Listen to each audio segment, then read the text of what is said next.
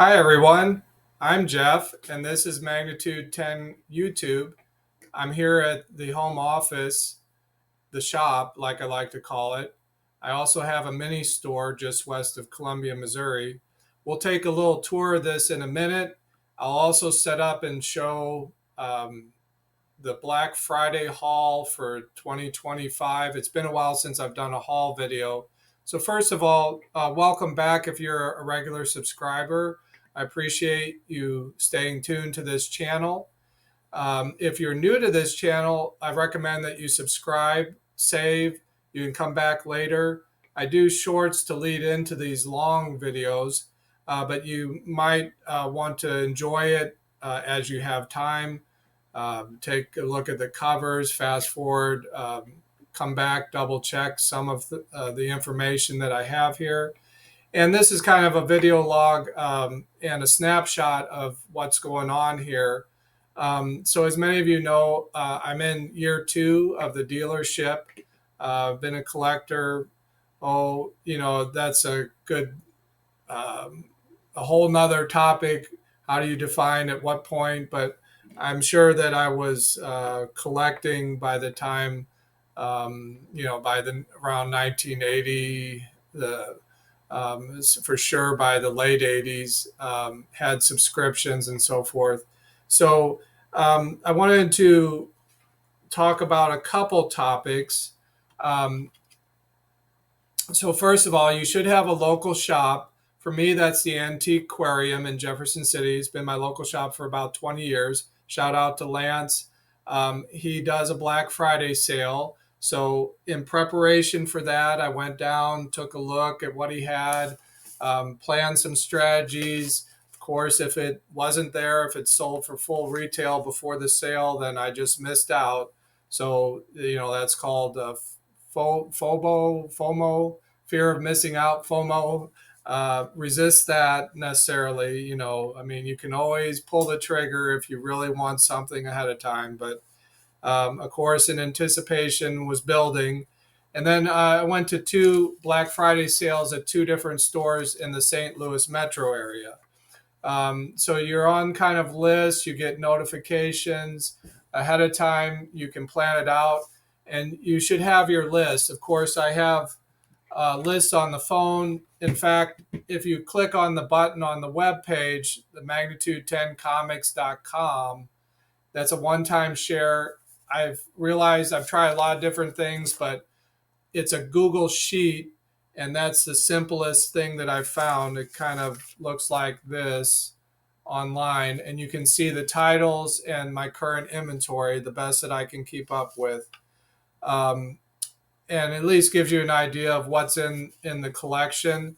But this kind of thing, you can see I was working on and found. I managed to find the last two issues of the Omega Men, for example, between two different stores, two different sales, and Black Friday sales in St. Louis completed that volume of the Omega Men. I'm a little bit of a completionist, so but plan ahead, of course. And then I'd like to talk about, and I'm going to just save this and come back so that this doesn't get too long and overwhelm the computer, but I'll be right back.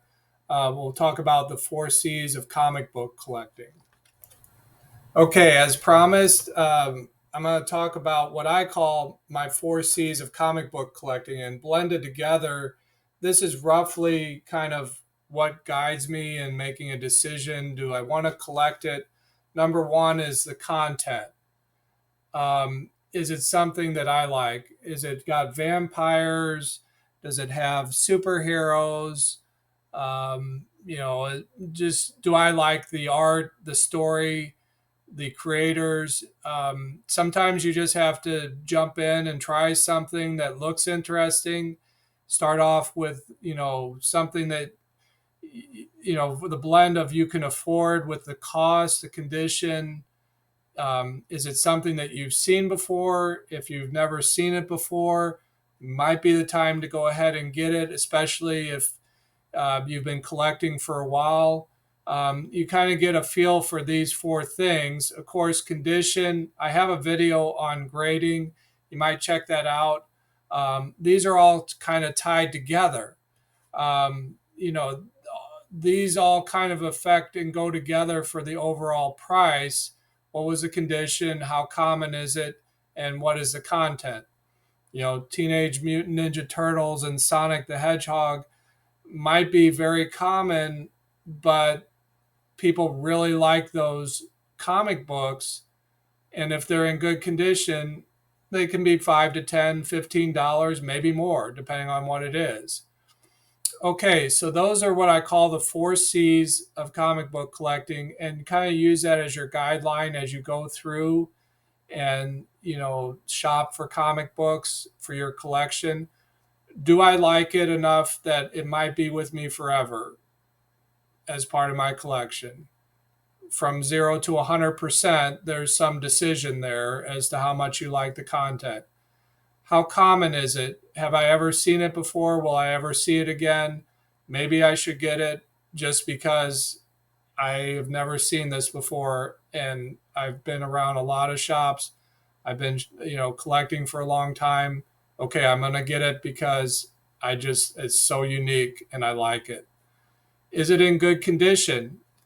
Um, you know, maybe a mid grade or even low grades acceptable if it's golden age, very rare. You have to be open to the different conditions. Is it just something that I want to read, or is it something that I want a pristine copy to get graded and slabbed and put on my wall, like something behind me? And then, of course, the cost. Can I afford it today? What is my budget? Um, and does this fit into my overall shopping trip? Okay, so let's take a look at this last category. So the last topic, I'll be right back, that we're going to look at is just my rules of thumb for what I think is a reasonable cost strategy. Okay, in this next segment, as promised, I'm going to talk about my rules of thumb for what I personally kind of target in terms of cost, the range of what I feel is like I'm willing to pay.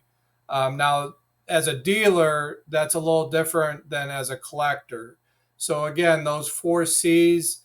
If I'm buying as a collector for myself, for my personal collection, I might pay a much higher percentage than if I'm strictly purchasing for the store for magnitude 10 for resale.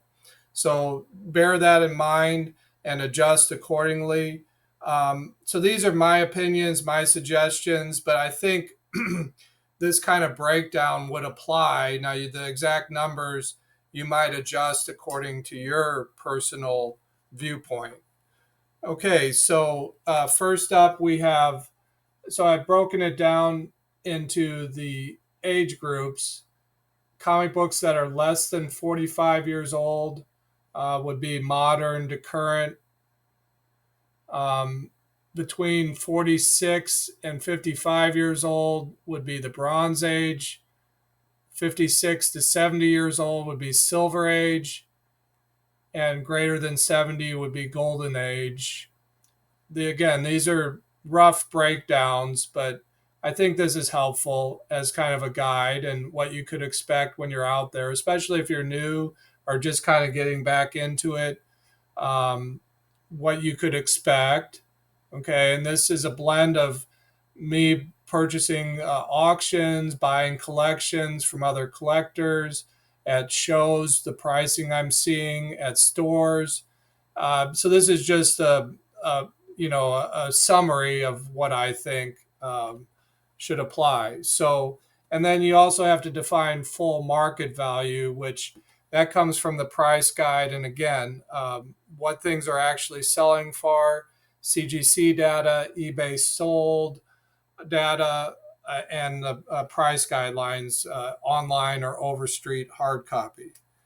Okay, so my rule of thumb for copper to modern, 1980 to present, is I am looking for 10% of market value as a dealer. Now, of course, for you, if it's for your personal collection, you might be willing to pay that. But if you find something for 10%, it's almost a no brainer. Um, Typical 10 to 25%, but at a sale, um, the one sale, for example, was 25 cents, but then another 25% off. So that had to be somewhere 20 cents or less. Um, okay, so that's a Moderns. That's probably the minimum that you should expect. I mean, every now and then you get a free comic book, I guess, but be willing to pay 10 to 25%. Okay, so for bronze, as you can guess, I would go from 25 um, to 50%. Looks like the ink's kind of running out. I'll switch pens here. Um, and this, I hope, is easy enough to read. But so if this is 10 to 25%, this would be 25 to 50%. Now, this is something that has, and again, you have to apply the four C's. If it's not something that you want, you're not interested in, don't buy it. If you can't afford it, don't buy it. Because even within that, there could be a book, a Bronze Age book, like the first appearance of Swamp Thing in House of Mystery 93 is a very expensive key book that, even at 50% of fair market value, you're probably not going to find. Okay. Now in Silver Age, as you can imagine, I bumped that up from 50 to 75%. So I'm just going to put a 75 there, um, indicating the range, upwards of, 60, 70, 75% of fair market value. That's kind of what you're hunting for. You can always buy now.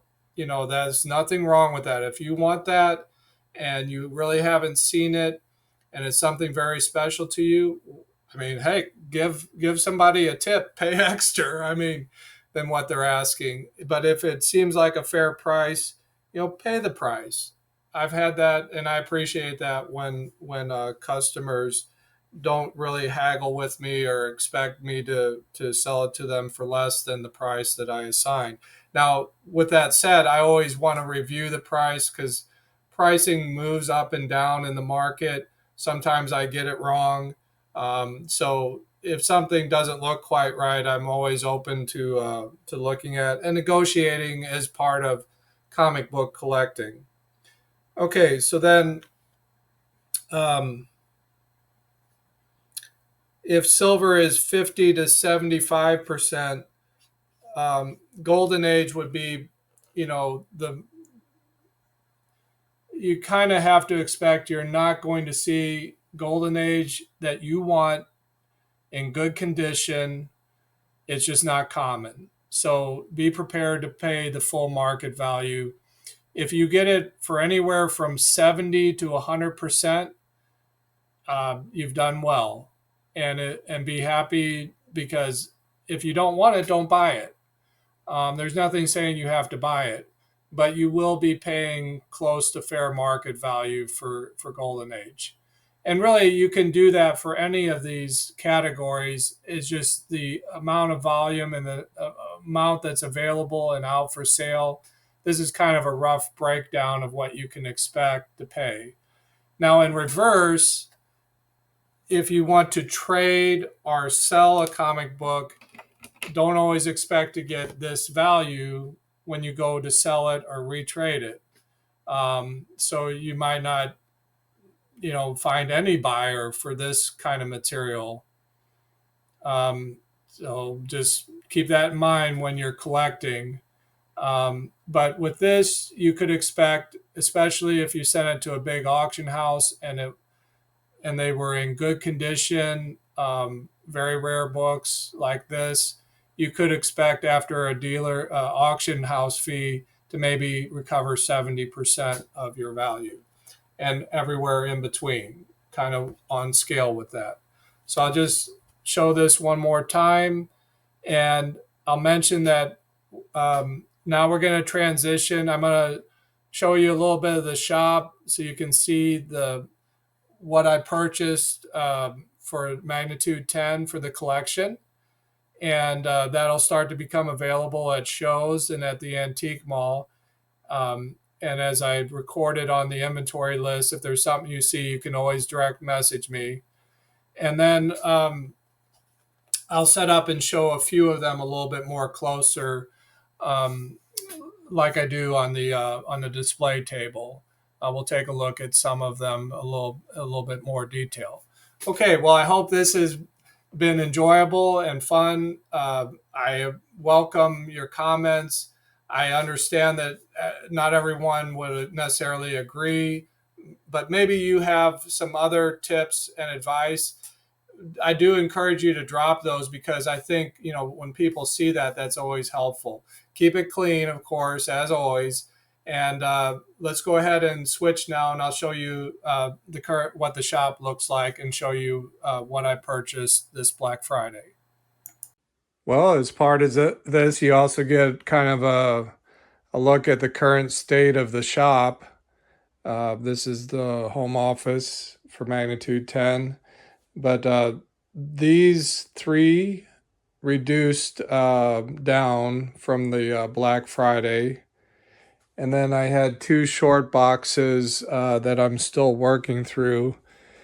This is this is new stock that's ready to go into the new booth at the antique mall. This is stuff that's ready for the next show, which is going to be in Davenport, Iowa, weather permitting. I like to set up, and I kind of, as I go through and strip the books down, I organize them. So I still have a couple short boxes, and that's how I organize things, keep things organized. That's my method. There were certain titles that I was working on, so picked up some X-Men. This is what you would call run filler. So for this title, you're filling in different issues for that particular title. X-Men, which turned into Uncanny X-Men, Alpha Flight, Avengers. A little bit is wound up in the boxes already for the shows and for the antique mall. But this is the stock room and extra stock from which I populate the shows in the antique mall. Okay, so that gives you an idea, but stripped down, probably somewhere between 1,200 and 1,500, well, probably about 1,500 comic books, including those two short boxes. Some of it's gone into the PC already a little bit. There were some titles like ROM and Dazzler. I've finally completed the Omega Men, the last two issues of the Omega Men. So, okay, let's switch back to the desktop, and we'll talk a little bit about collecting and collecting strategies, some tips and advice. Well, about 2 hours later, there were two short boxes, have been stripped and organized. Let me zoom out a little bit. So from least expensive, incrementally, in even increments in price and cost, up to the most expensive. So there's some interesting stuff there. You know what? I realized the video is already at 20 minutes. So I think I'm going to do a part 1 and part 2 to give this justice, and spend, a fair amount of time taking a look at this. I forgot, I also completed a lot of sets and picked up some magazines. So we'll take a look at that. I'm set up with the really special books as well, the most expensive books, to take a closer look at those. So if you have time and you can join me for part 2 of this video, we'll see you here on Magnitude 10 YouTube. This has been Jeff. I appreciate it, and happy holidays.